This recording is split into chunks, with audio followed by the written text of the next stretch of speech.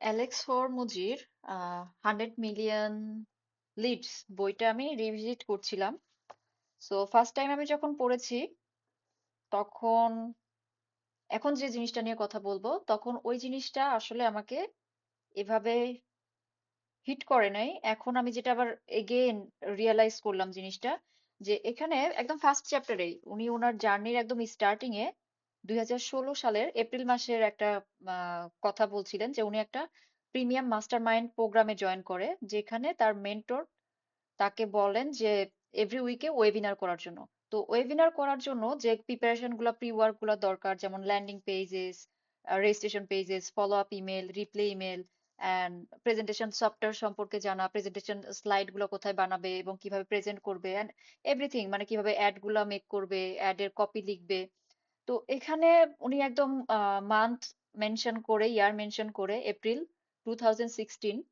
তো তখন হচ্ছে উনি এখানে লিখছে যে there was so much I didn't know: landing pages, registration pages, follow-up email, replay email, and so many things.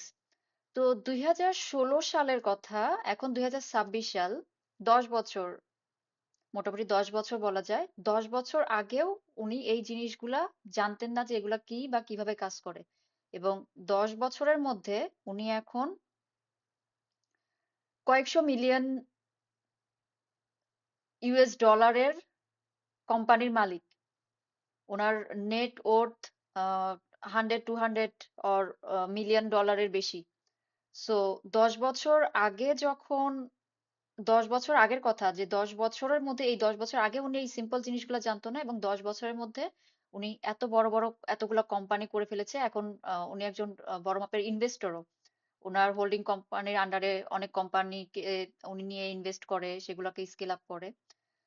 তো এই ভিডিওতে আমি যেটা আসলে বলতে চাচ্ছিলাম সেটা হচ্ছে, আমরা সময়কে অনেক সময় আন্ডার এস্টিমেট করে ফেলি।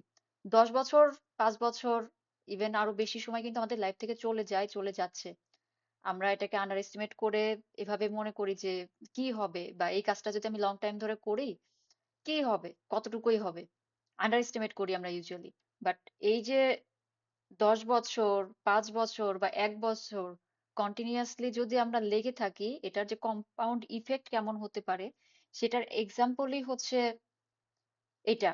এবং এটা বলার জন্যই হচ্ছে আমি এই ভিডিওটা আজকে করছি, যে আসলে আমরা যে টাইমকে আন্ডার এস্টিমেট করি, টাইম কিন্তু চলে যাচ্ছেই আমার লাইফ থেকে। 2 বছর, 4 বছর, 5 বছর করে, 10 বছর, সবার লাইফ থেকে এভাবে চলে যাচ্ছে।